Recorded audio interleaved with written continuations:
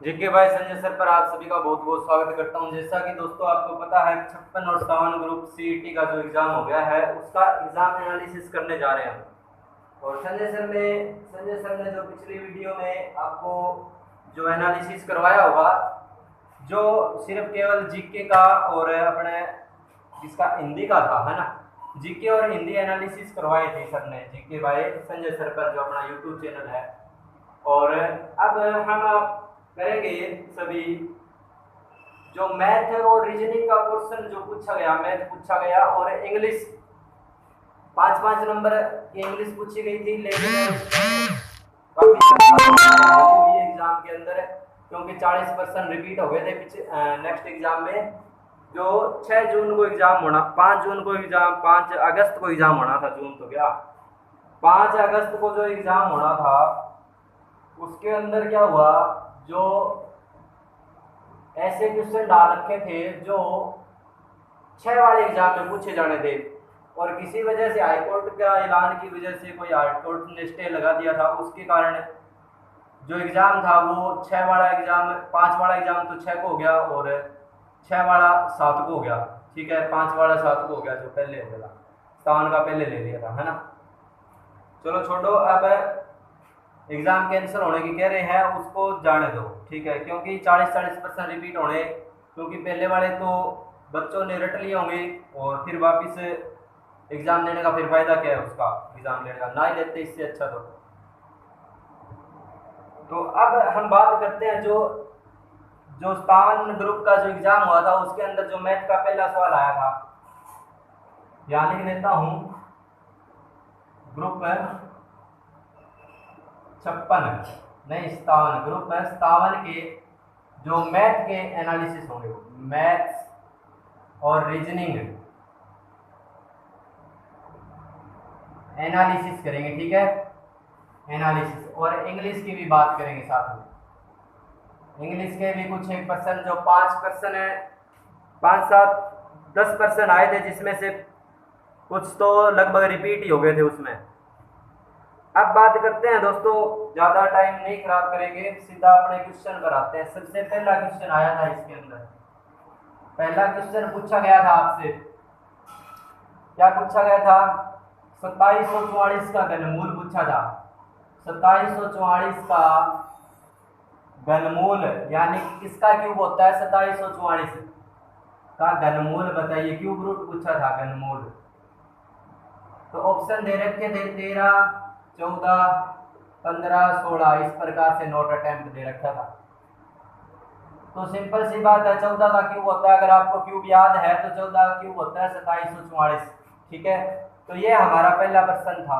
अगर आप चाहो तो इसको वैसे भी निकाल सकते हो, इसके अंदर इसके जो फैक्टर करके 2744 यहाँ से 2 पे चलाएंगे पहले, ठीक है, उसके बाद में ये इसका गुणा कर लेना। यहाँ पर क्या आएगा, 2 बार 3 पे जाएगा, 2 बार 2 जाएगा 3 बार है, और ये 7 7 यहाँ 7 बचेगा, ठीक है, और ये जाएगा 3 बार। इसमें से क्या करते हैं, वर्गमूल में कॉमन ले लेते हैं 2, और ये 7 को एक बार ले लेते हैं, 7 दूनी 14 हो जाएगा हमारा आंसर। और इसी प्रकार से चलेंगे नेक्स्ट वाले, किस प्रकार से पूछा गया था, कोई दिक्कत नहीं है, क्लियर दिखाई दे रहा है, सही दिखाई दे रहा है। अब चलेंगे नेक्स्ट क्वेश्चन पर। नेक्स्ट क्वेश्चन क्या आया था आपका मैथ का, नेक्स्ट वाला पूछ रखा था, सबसे छोटी संख्या बतानी है जिसे 1780 में जोड़े तो पूर्ण वर्ग बन जाए। छोटी से छोटी संख्या बतानी थी, छोटी संख्या बताओ जिसमें 1780 में जोड़ने पर पूर्ण वर्ग बन जाए। 1780 में क्या जोड़ेगी, पूर्ण वर्ग बन जाए। अगर आप चाहो तो इसका आपने देख लो कि किसका वर्गमूल है ये, ठीक है। तो वर्गमूल देखने के लिए इसको हम ऐसे करते हैं, ठीक है। सबसे पहले यहां कर लेते साइड में, 1780 में क्या जोड़े तो इसका वर्गमूल निकालेंगे हम सबसे पहले, ठीक है। इसको चला दो, 2 2 के पेयर बढ़ा के यहाँ पर 4 चौके 16, ठीक है, ये कितना बच जाएगा यहाँ पर 180। अब ये जाएगा 4 का डबल यहाँ करते हैं, आगे जब करते हैं 4 का डबल यहाँ पर करते हैं, ठीक है, 4 का डबल करते हैं तो कितना आ जाएगा 8। अब आगे इसी प्रकार की संख्या चलाते हैं जो यहाँ भी लिखी जाए और यहाँ भी लिखी जाए। जो यहाँ लिखेंगे वही यहाँ पर लिखनी पड़ेगी। 2 पर चला के देख लो, 2 दूनी 4, 2 8 16, 164। ठीक है, पूरा जाएगा 164 पे, पूरा नहीं जाएगा, 16 शेष बचेगा यहाँ पर। अब मैं कह दूं या तो ये 43 का स्क्वायर है या फिर ये 42 का स्क्वायर है, तो कन्फर्म नहीं है। तो दोस्तों देखिए भी, या तो ये 16 ज्यादा आ रहा है या कम आ रहा है, ये हमको देखना पड़ेगा यहाँ पर। तो अब देखिए 16 शेष बचा दिए इसने। अब 1800 जो अपने क्या था 1780 था। अब बात करते हैं 42 का स्क्वायर और 43 के स्क्वायर की। 43 का स्क्वायर होता है दोस्तों आपका 1849। ठीक है, 43 का स्क्वायर कितना होता है 1849 होता है। जब मैंने 1780 इसमें घटा के देखा तो मेरे पास में 14 में 60 गई 6, 69 आ गया। और ऑप्शन में दे रखा था, ये ऑप्शन दे रखे थे 65, 64, 69, इस प्रकार के ऑप्शन दे रखे थे। ठीक है, तो 1780 में अगर मैं 69 जोड़ दूं तो ये 43 का वर्ग बन जाता है। देखो 8 6 14 24 लगे, और 43 का वर्ग कितना होता है 1849 होता है।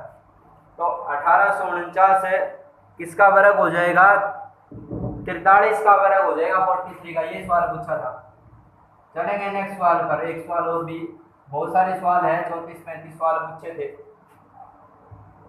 प्रथम 40 प्राकृतिक संख्याओं का एवरेज पूछ रखा था। प्रथम है 40 प्राकृतिक संख्याओं का एवरेज पूछा था। प्रथम 40 प्राकृतिक संख्या एवरेज कैसे निकालेंगे, इसका एक फार्मूला होता है n+1/2। ये लगा देना डायरेक्ट। तो 40 प्लस में 1/2 कितना हो जाएगा 41/2। और 41/2 को जब आप सोल्व कर रहे होंगे तो 2 दूनी 4, यहाँ पर पूरा पूरा चला गया ये। और इसके बाद में पॉइंट, और इसको आप क्या करो 41 को 2 से भाग दो, 2 दूनी 4, यहाँ पर गया 1 उतार लिया, नहीं चलेगा, पॉइंट लगा दो 0 का, 2 5 10। ठीक है, क्या हो जाएगा 2.5 आ जाएगा हमारा आंसर। 2.5 कैसे आ जाएगा भाई। अच्छा 1 0, जब 2 संख्याएं उतरती है तो क्या लगा देते हैं 1 0 लगाते हैं, तो 20 पॉइंट क्या आ जाएगा 5 हमारा क्या हो जाएगा राइट आंसर हो जाएगा। चलेंगे नेक्स्ट सवाल पर। इसी प्रकार से नेक्स्ट सवाल दे रखा था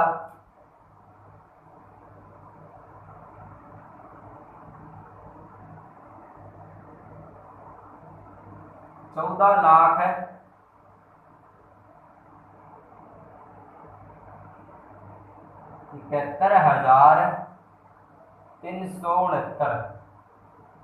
ये सवाल दे रखा था 14,71,369। अरे पूछ रहा था इसका वर्गमूल क्या होगा, ये किसका वर्गमूल है, का वर्गमूल बताइए, ये पूछा था। ठीक है, तो देखिए भी ऑप्शन दे रखे थे 1213, ये किसका वर्गमूल है, ये वर्गमूल पूछा था भी किसका वर्गमूल है। तो 1213 की अगर 1213 गुणा करते हैं 2 बार है तो यही आ जाएगा आपका। ठीक है, और 2-3 ऑप्शन थे उसमें यूनिट डिजिट 9 नहीं आ रहा था, तो वो तो वैसे ही कट जाएंगे। या तो यूनिट डिजिट 3 3 9 3 हो, 3 3 की गुणा हो जब आता है, या फिर 7 7 की गुणा हो तब आता है 749। ठीक है, इस प्रकार के सवाल पूछे गए थे। अब बात करते हैं नेक्स्ट सवाल की। पांचवा सवाल कह रहा था 2 संख्याओं का अंतर 11 है। 2 संख्याएं है कोई, ठीक है, 2 संख्याएं मैंने मान लिया x और y कोई 2 संख्या, और उनका अंतर कितना दे रखा है 11 दे रखा है। और कहता है और उनके योग का 5वां भाग 9 है। उनके योग का 5वां भाग, अगर उनका योग कर दिया जाए x प्लस वाई के योग का 5वां भाग किसके बराबर है 9 के है।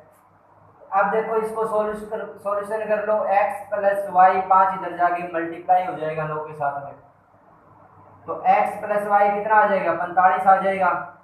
x माइनस वाई को इधर ले आओ, x माइनस वाई इसको जोड़ देंगे यहाँ पर 11, तो जोड़ेंगे तो y से y कैंसिल हो जाएगा, 2x बराबर 5 और 1 6 4 1 5 56 आ जाएगा। 2x बराबर 56 है तो x बराबर कितना आ जाएगा 28। x की वैल्यू कितनी आ गई 28 आ गई। अब x की वैल्यू उठा के इसमें रख दो, x की वैल्यू मैंने 28 यहाँ रख दी तो y की वैल्यू आ जाएगी 28 माइनस वाई इक्वल 11। y की वैल्यू निकालेंगे तो 28 इधर जाके 11 इधर आगे माइनस हो जाएगा, तो y इक्वल कितना आ जाएगा 17 आ जाएगा। ये हमसे पूछा था, तो x बराबर कितना आ गया 28 और y बराबर कितना आ गया 17 आ गया। तो यही है वो दो संख्या जो अंतर कितना देती है 11 और योग, उसका योग का 5वां भाग कितना है 9। ये था सवाल, ये पूछा गया था। ऑप्शन से जाते तो 28 और 17 दे रखा था, उसका अंतर कर लेते और जोड़ करके और उसका 5वां भाग निकाल देते। चलो नेक्स्ट सवाल पे चलते हैं। 450 का 28%, 450 का 28% डायरेक्ट कर रहा हूं, मतलब है रकम नहीं लिख रहा, सीधा कर रहा हूं, सवाल लिख लेगा। 450 का 28% प्लस में दे रखा था 280 का 45 है, कितना है 45%, ये दे रखा था बटा में कितना आ जाएगा, परसेंट हटाएंगे तो नीचे 100 आ जाएगा। एलसीएम ले लो इसका, एलसीएम कितना आया है 100 आया है, 100 से 100 कैंसिल हो जाए, इसकी गुणा कर दो। जब आप इसकी गुणा करोगे तो आपके पास में आएगा 12600 प्लस में 100 से 100 कैंसिल, इसकी गुणा कर दो और ये कितना आएगा 12600, ये भी 12600 आ जाएगा। ये 450 तो नहीं है, ठीक है 12600 और ये कितना है 12600, ये 5 कहां से आ गया। ठीक है, इतनी बात समझ में आ गई।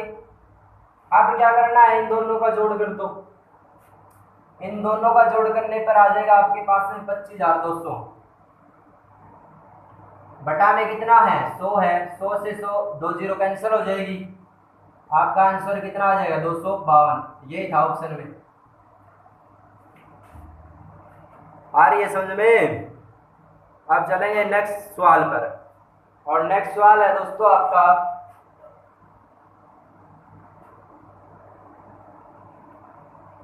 नेक्स्ट सवाल पूछा था, क्या पूछा था, दो संख्याओं का योग 184 है, पूछ रहा था दो संख्याओं का योग, कोई दो संख्या रही होगी उनका योग बोल रहे हैं कि 184 है। ठीक है, दो संख्याएं हैं, कोई एक ये संख्या है और एक ये संख्या है, उनका योग कितना है 184 है। यदि एक का 1/3 दूसरे के 7वें भाग से 8 अधिक हो, मान लो एक संख्या हमने मान ली x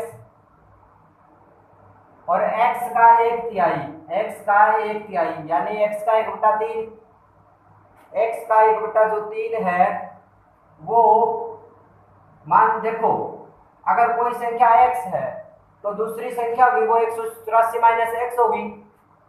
कोई संख्या x है, अब ये कहता है कि दो संख्या योग 184 है, मान लो कि एक संख्या x है तो दूसरी 184 माइनस x होगी, तो x बराबर x का 1/3, x का 1/3 है वो 184 माइनस x से 184 माइनस x से दूसरे के 7वें भाग से, यानी इसका 7वां भाग इसके 7वें भाग से कितना ज्यादा है +8 ज्यादा है। सिंपल सी बात है, प्लस कितना हो जाएगा 8 ज्यादा, इसको बराबर में रख दें, आगे समझ ले, प्लस है 8 ज्यादा है। अब इसका एलसीएम ले लो, यहाँ से एलसीएम कितना आ जाएगा 7 आ जाएगा इधर एलसीएम, और यह हो जाएगा x/3 बराबर 7 से 7 कैंसिल हो जाएगा और 184 माइनस x प्लस में 856।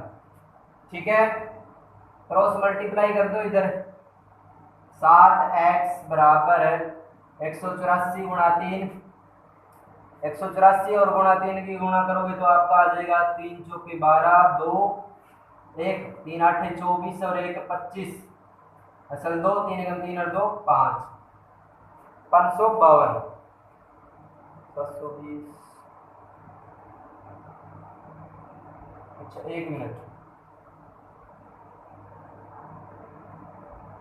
240। एक काम करो, पहले x को तो इस साइड ले आओ, इन दोनों को जोड़ दो, प्लस प्लस वाले हैं, इन दोनों को जोड़ दो पहले। तो 184 और 56 कितना हो जाएगा? 240 हो जाएगा। 240 माइनस x को पड़ा रहने दो, दिखाई तो दे रहा हो, ठीक है। 240 माइनस x, कोई दिक्कत नहीं है। अब देखो बटा में कितना था? 7 था, और इधर कितना दे रखा था? x बटे 3। अब देखो क्रॉस मल्टीप्लाई करो, अब क्रॉस मल्टीप्लाई यहां कर रहा हूं मैं।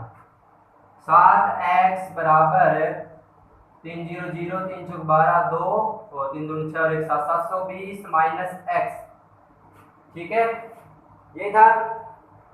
अब देखिए 7x यहां पर है, ये अच्छा 3x इधर मल्टीप्लाई है, 3x, 3x उधर जाके मल्टीप्लाई होगा 3x, तो 7x और 3x कितना हो जाएगा? 10x, 10x equal 720। तो x की वैल्यू क्या आ जाएगी? यहाँ से x की वैल्यू 0 से 0, x की वैल्यू आ गई 75। अब देखिए दो संख्या हुई, कितना था? 184 था। 184 में तो एक तो आ गई 72, और 72 आ गई जब एक है, तो दूसरी कितनी बच गई? 184 माइनस x, यानी x 72 है तो x माइनस करते हैं 184 में से, तो 184 में से 72 माइनस कर दो। जब आप 72 माइनस करोगे, 4 में से दोगे 2, 8 में से 7 गए 1 और 1 यहाँ पर है 112। दूसरी क्या आ जाएगी? 112। छोटी पूछी थी इनमें से, क्या हो जाएगी? छोटी 72 हो जाएगी। चलेंगे नेक्स्ट सवाल पर।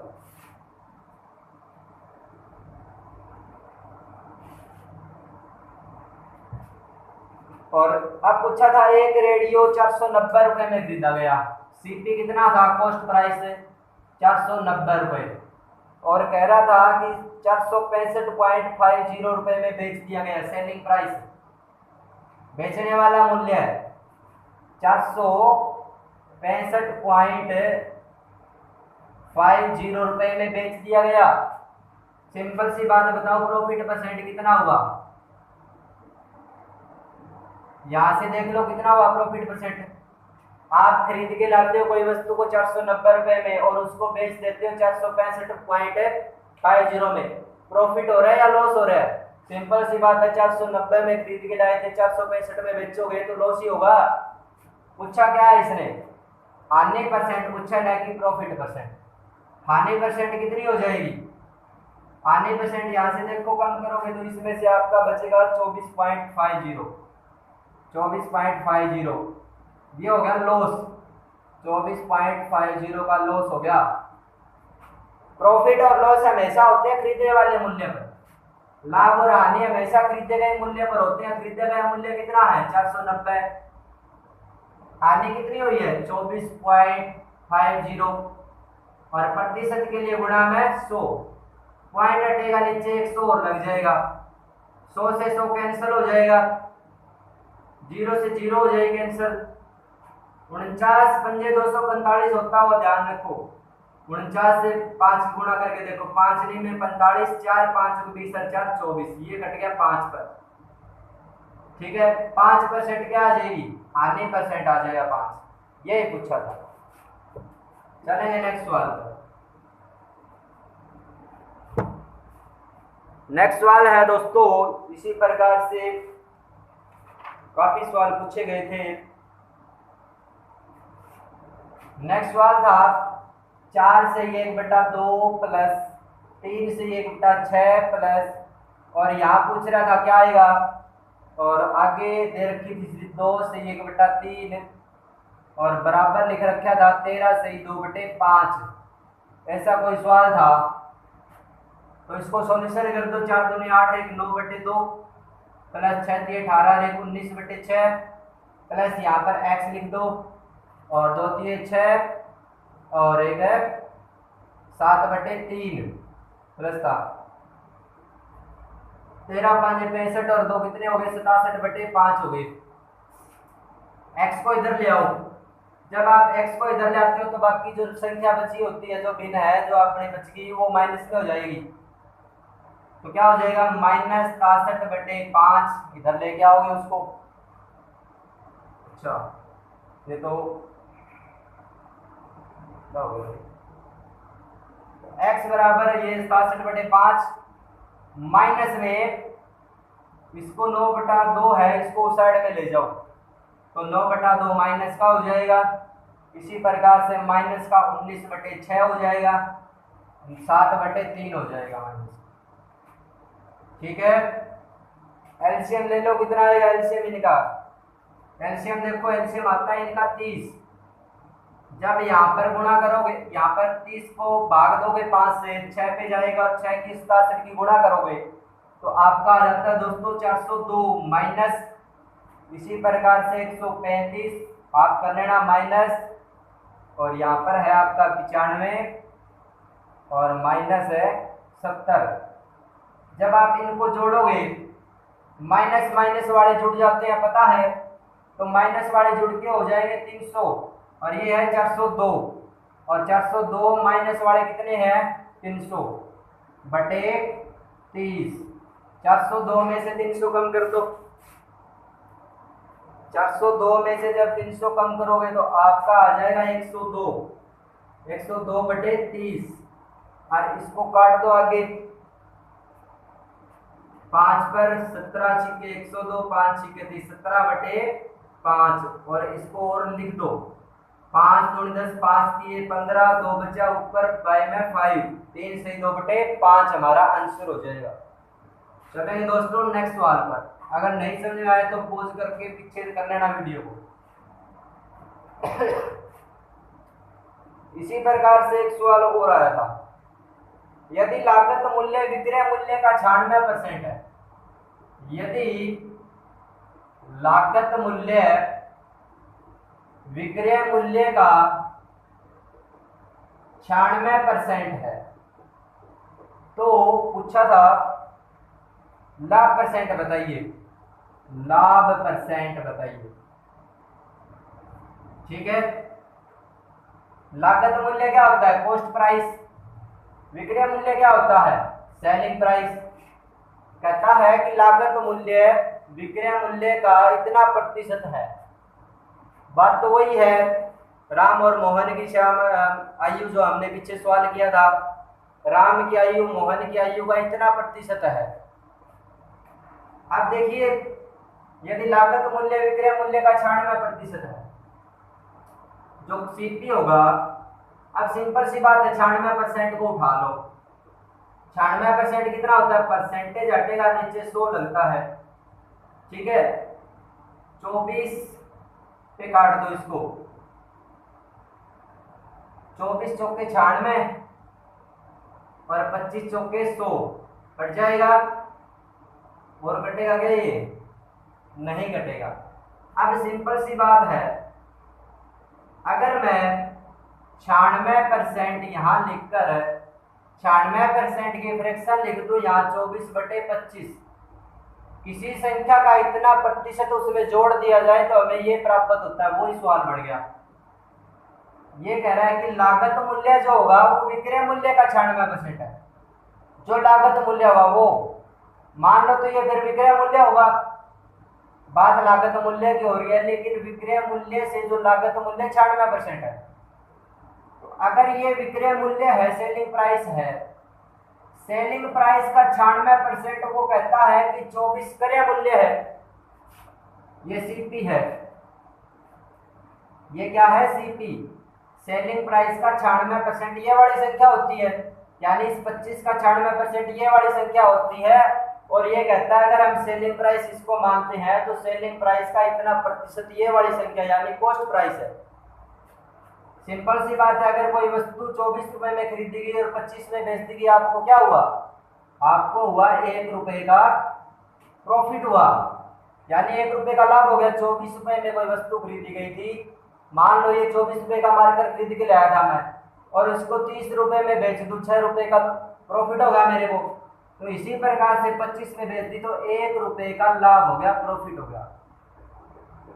ठीक है, लाभ और हानि हमेशा किस पर होते हैं? खरीदे गए मूल्य पर होते हैं। तो खरीदा गया मूल्य कितना है?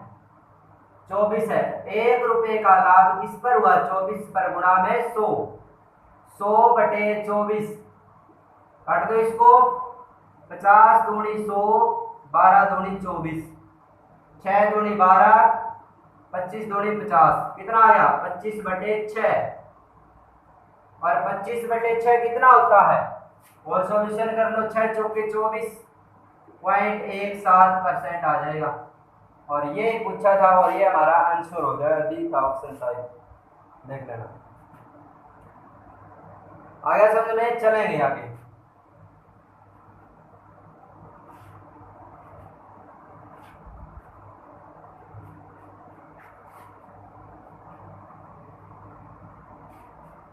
चलते हैं दोस्तों आगे नेक्स्ट सवाल पर।